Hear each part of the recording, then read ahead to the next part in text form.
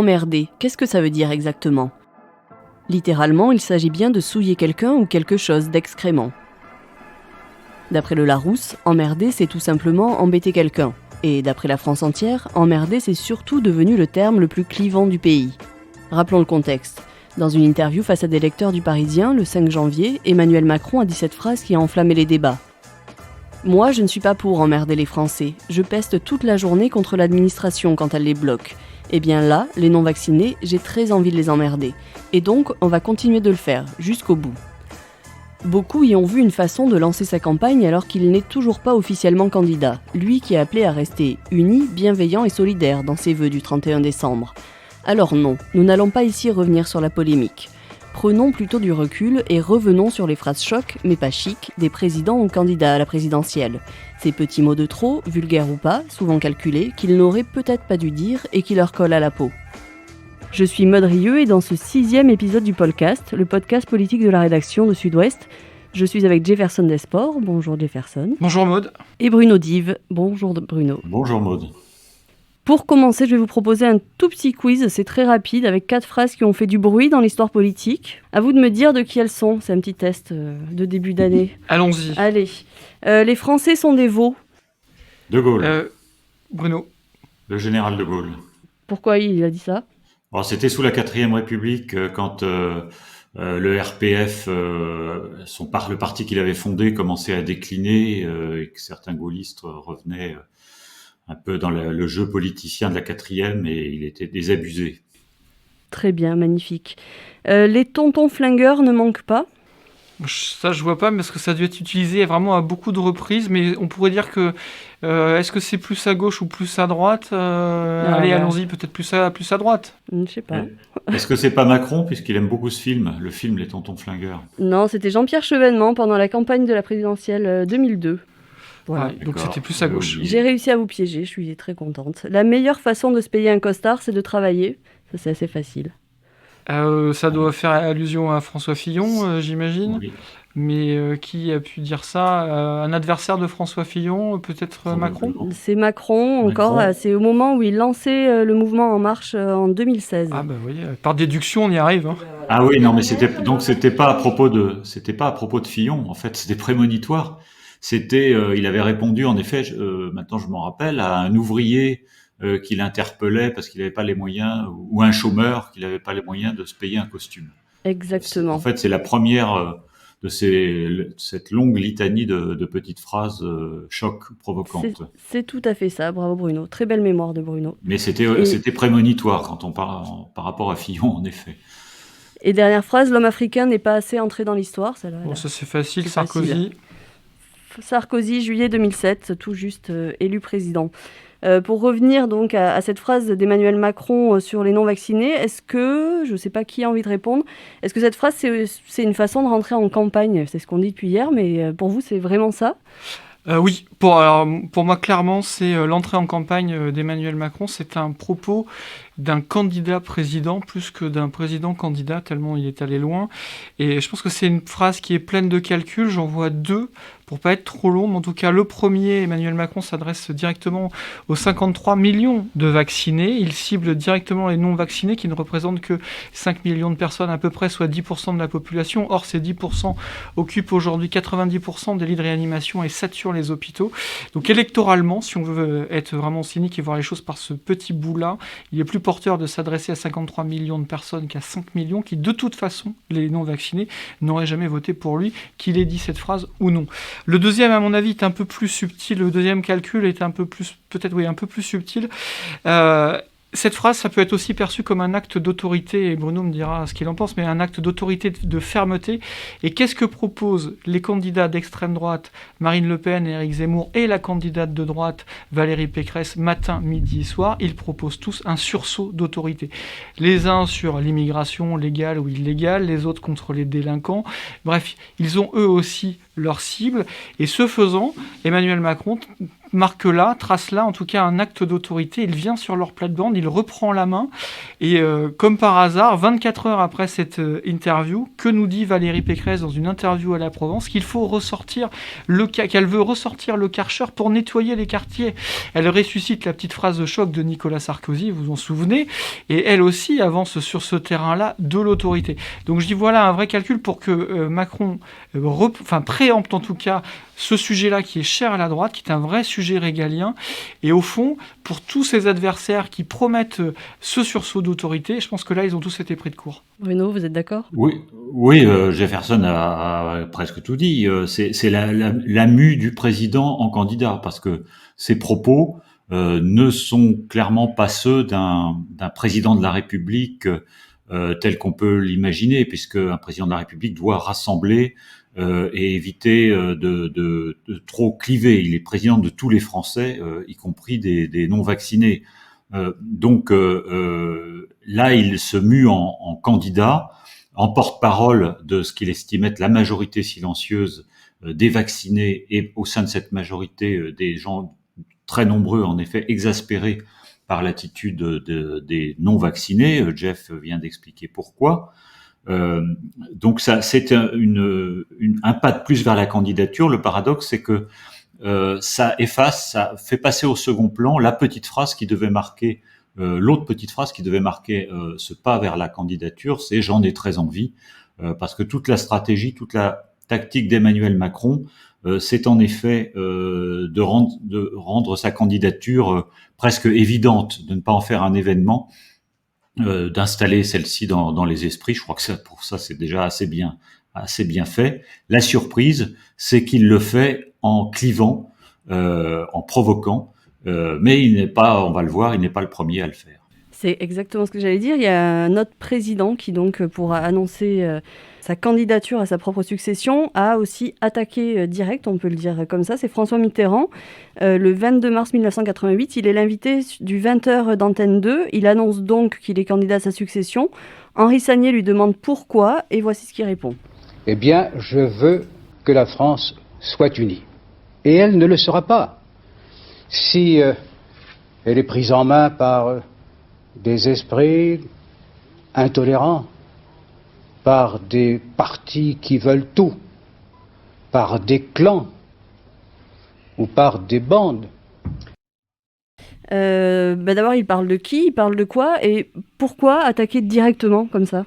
Oui, alors il parle évidemment de Jacques Chirac, qui était son Premier ministre depuis 2 ans, et plus spécifiquement et du RPR, qui était le parti héritier du gaullisme et le parti de Jacques Chirac. Il faut se souvenir du contexte. On sort de presque de 2 ans, oui, tout juste 2 ans d'une cohabitation très dure. C'était la première cohabitation, et ça a été sans doute la plus rude qui ait existé entre François Mitterrand et Jacques Chirac.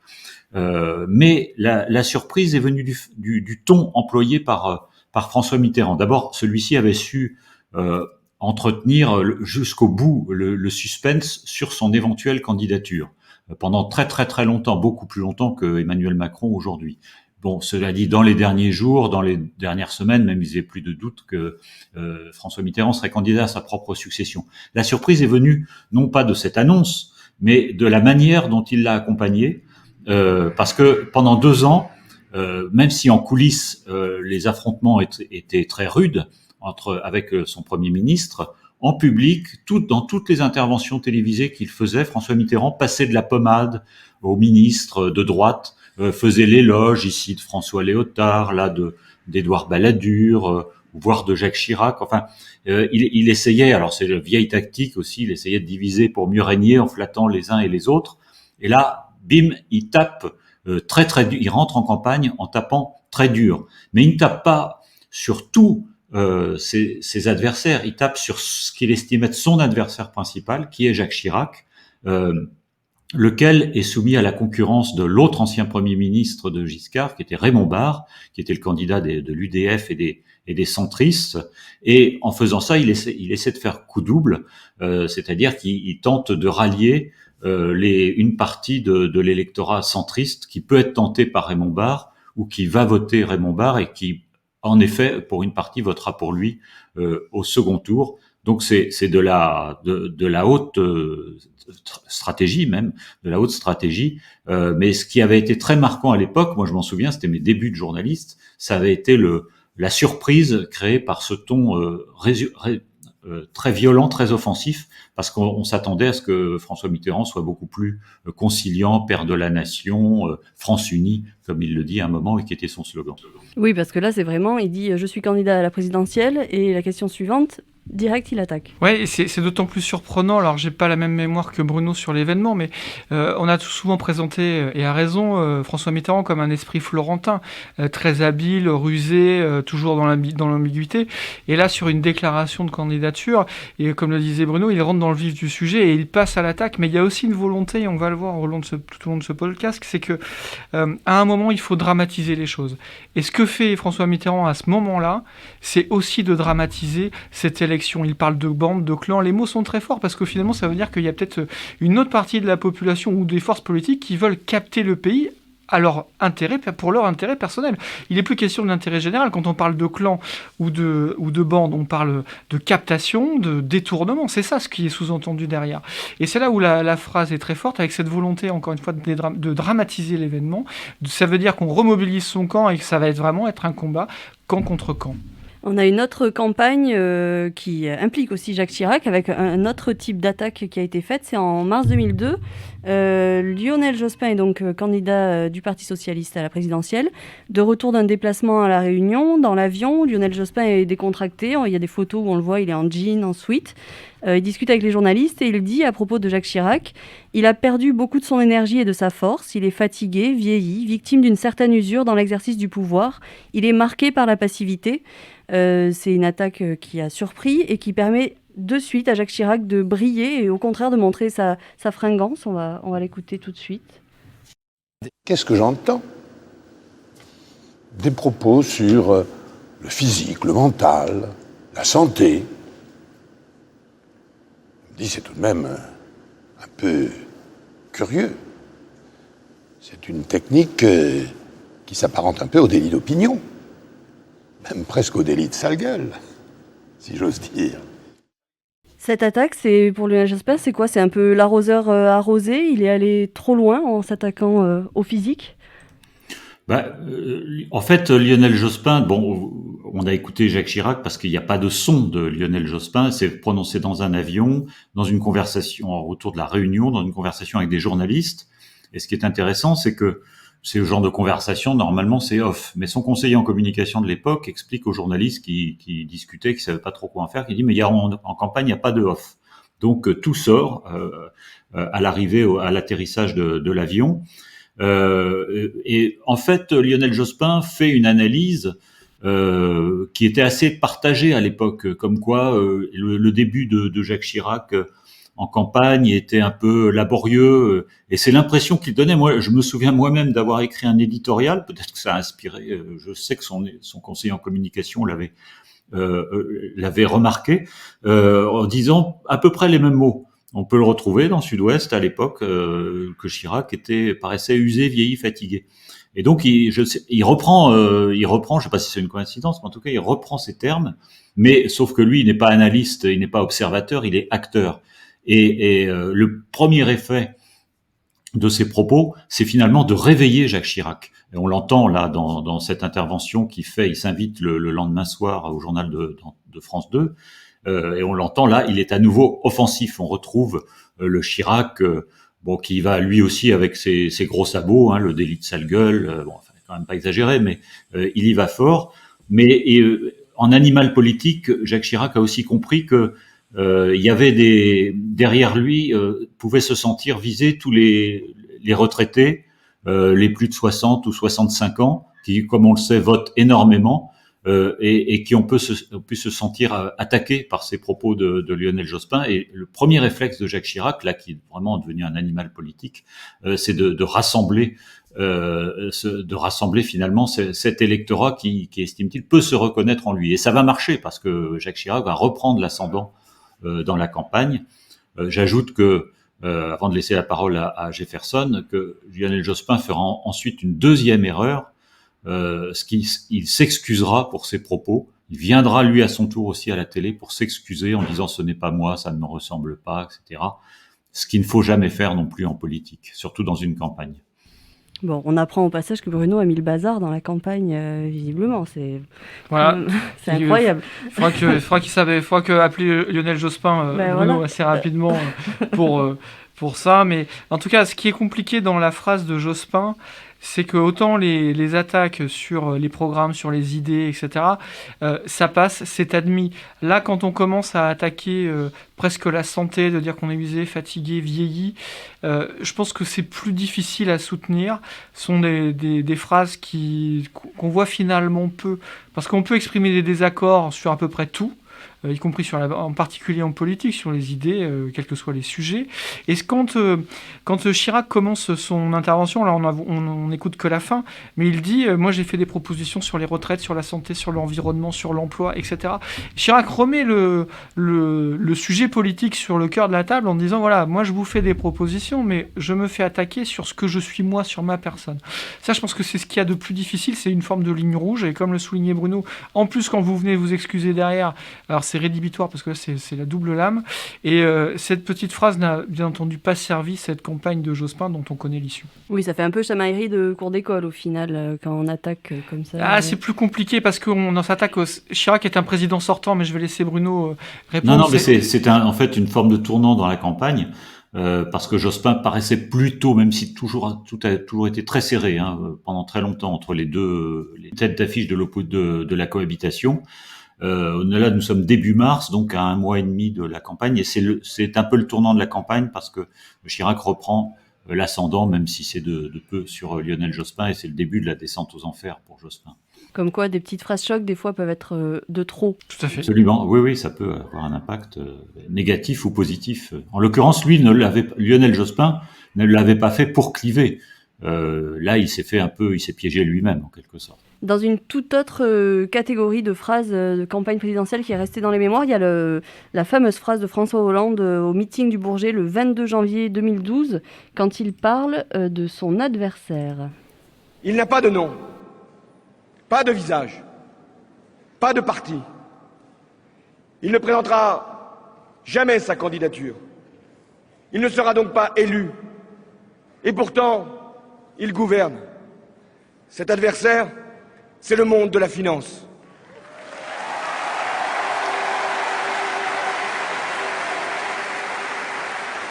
Cette phrase a beaucoup marqué, ça l'a aidé à être élu, mais ça l'a aussi pas mal desservi par la suite, puisque beaucoup lui ont reproché finalement de ne pas avoir maintenu ce cap contre le monde de la finance. Est-ce qu'il aurait mieux fait de se taire, en fait ? Alors, là aussi, il faut se replacer dans le contexte de la campagne. Là, Jefferson était né, donc il doit s'en souvenir. Je m'en souviens très bien de cette phrase. Oui, et moi j'étais au meeting du Bourget et là aussi il y a l'effet de surprise qui joue. Il dit mon ennemi, je n'ai qu'un seul adversaire. On dit qui ça va être? Est-ce que c'est Sarkozy? Est-ce que c'est Marine Le Pen? On savait pas trop à quoi s'en tenir. Et puis paf, il sort mon ennemi, c'est la finance. Enfin, c'est la phrase ça a été résumé comme ça. La phrase est un peu plus un peu le monde de la finance, et c'est un peu plus élaboré.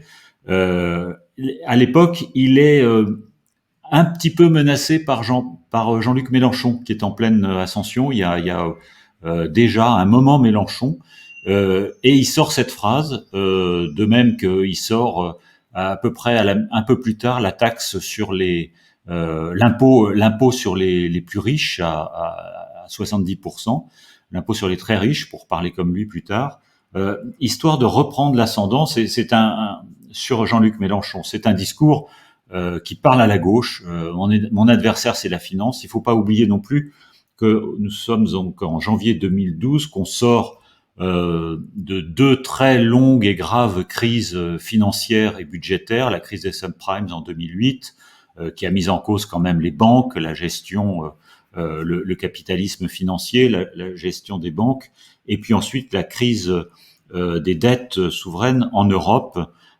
Et donc à l'époque, c'est quelque chose que peuvent ressentir cette espèce de finance anonyme, obscure, malfaisante. C'est quelque chose que peuvent ressentir beaucoup de gens, même au-delà de la gauche.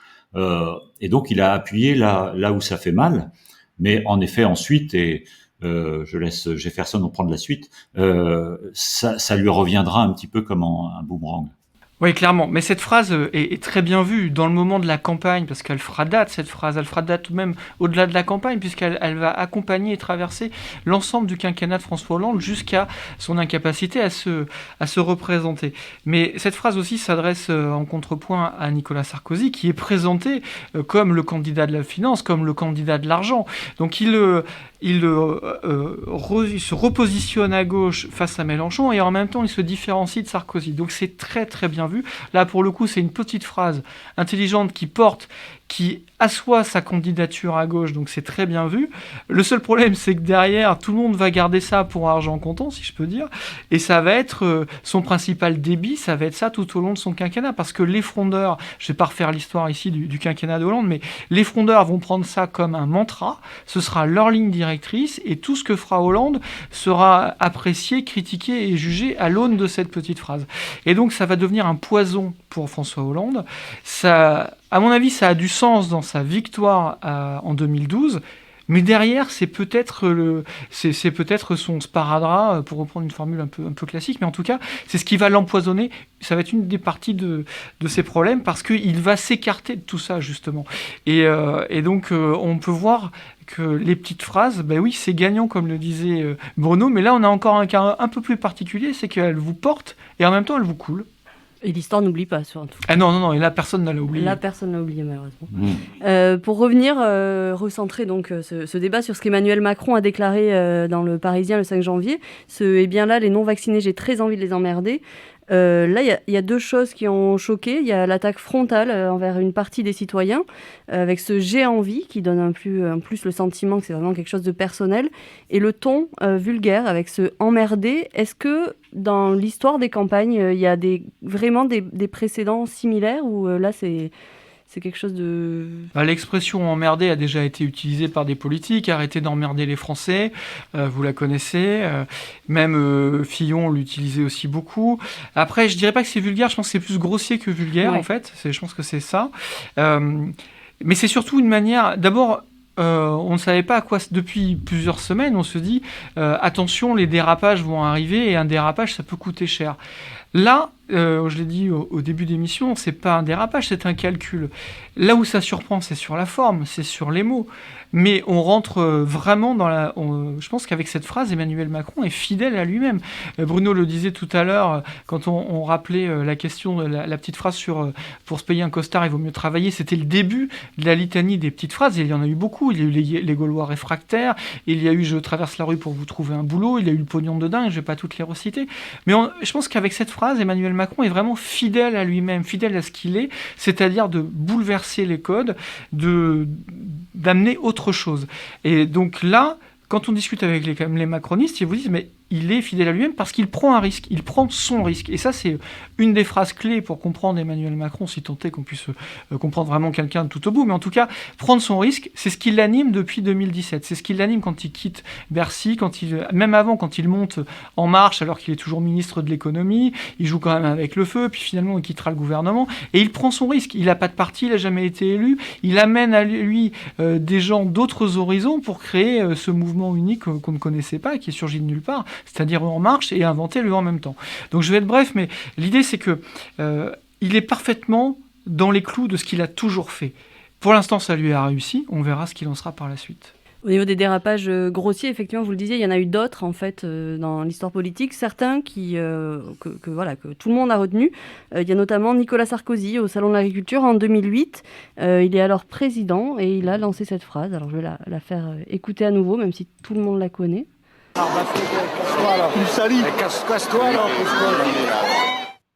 Alors, on l'entend pas bien parce que c'est au milieu de la foule, mais c'est très rapide en plus. Oui. C'est mieux avec lui. Parce que c'est dans la cohue du salon de l'agriculture. Voilà. Mais donc il dit casse-toi alors, pauvre con. Est-ce que vous vous souvenez des réactions à l'époque sur ça avait été terrible. Alors d'abord là aussi toujours le contexte. Il y a un kidam. On aimerait bien savoir ce qu'il est devenu, qui est quand même pas élégant. Nicolas Sarkozy lui tend la main comme il fait à tout le monde, et l'autre lui répond ah non, moi je te serre pas la main. Bon, l'erreur de Sarkozy, évidemment, c'est de dire, lâcher qu'à soit pauvre con, surtout qu'il est président de la République. Donc ça a été un tollé, parce qu'on n'était pas habitué à entendre les présidents parler comme ça. On sait que Chirac en privé pouvait parler assez comme, j'allais dire comme un charretier, peut-être pas, mais de manière assez commune, mais en public, il se surveillait toujours. Il y avait ce côté, on citait toujours cette phrase apocryphe parce que personne ne l'a jamais entendu dire d'un type qui l'insultait, qui dit en parlant à Chirac, il disait connard, et l'autre, Chirac répondait moi c'est Jacques Chirac. Enfin bon, moi c'est Chirac. C'est apocryphe parce que c'est raconté, mais personne ne l'a jamais entendu. Donc c'est assez drôle.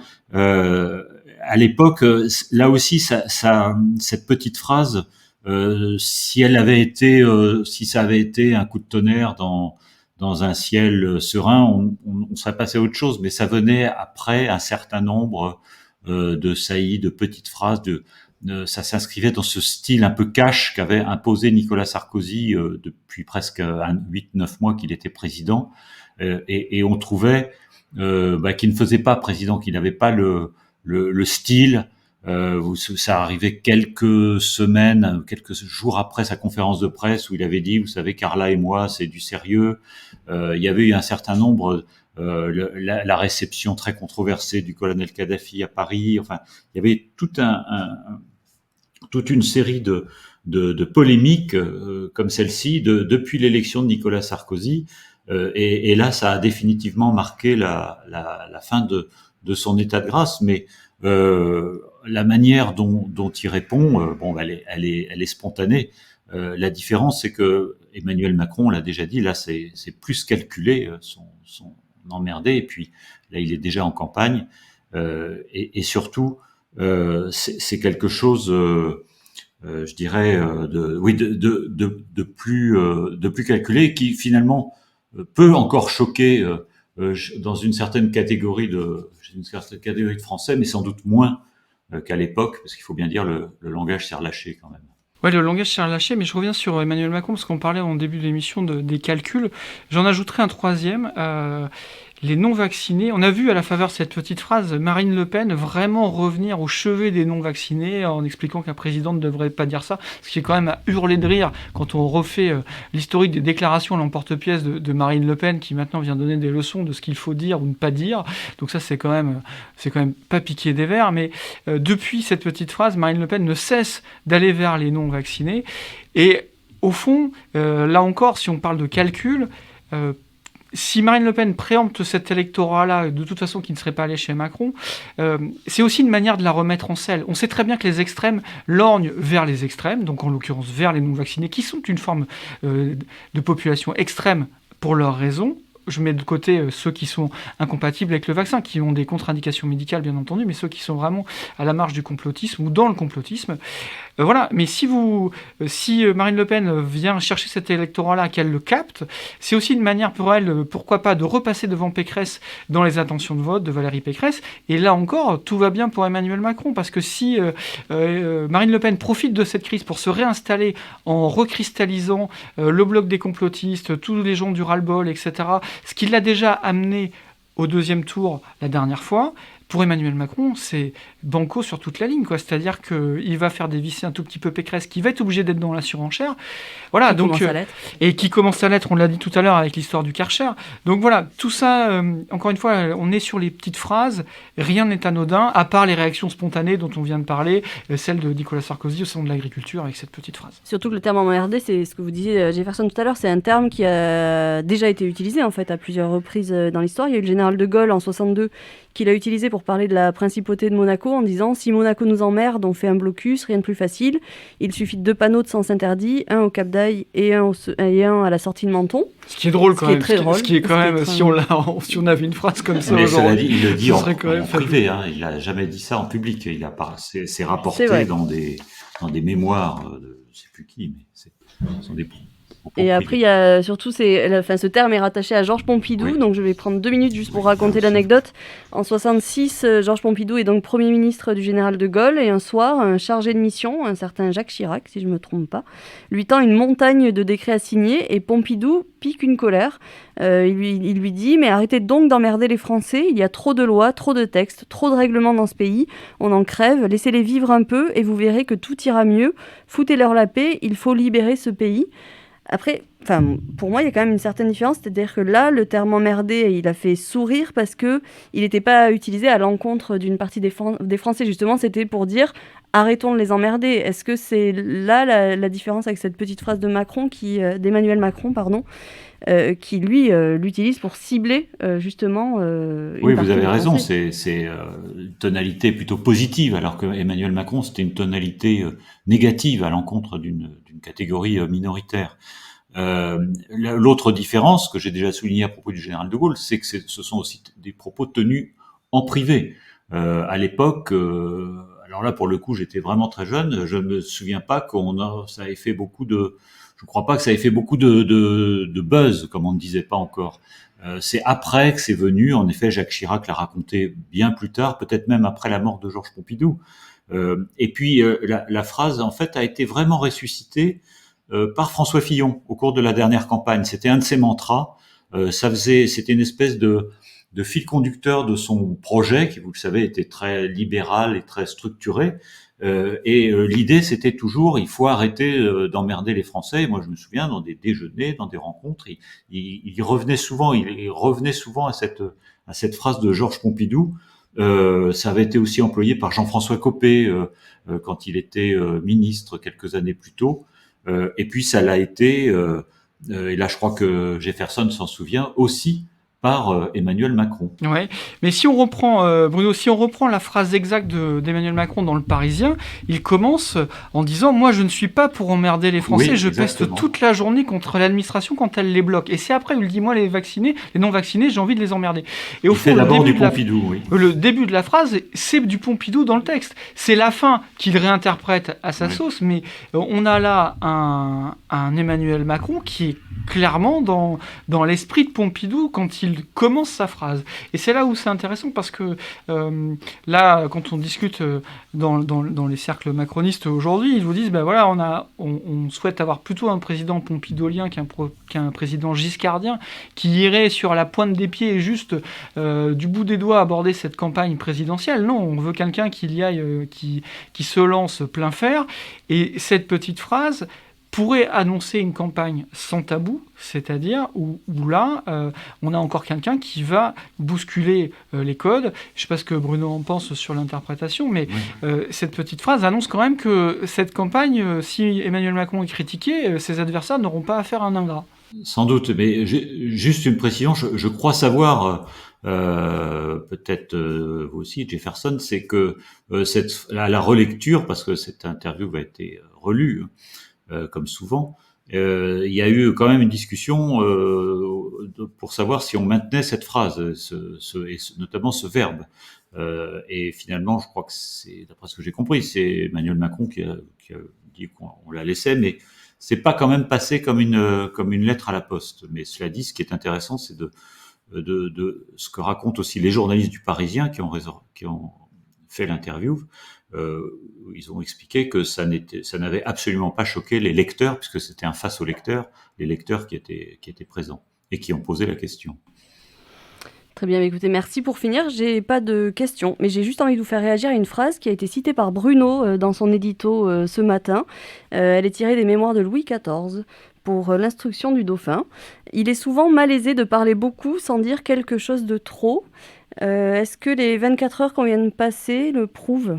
Je suis pas sûr. Après tout, pour les journalistes politiques, s'il ne se passe rien, c'est quand même pas très intéressant.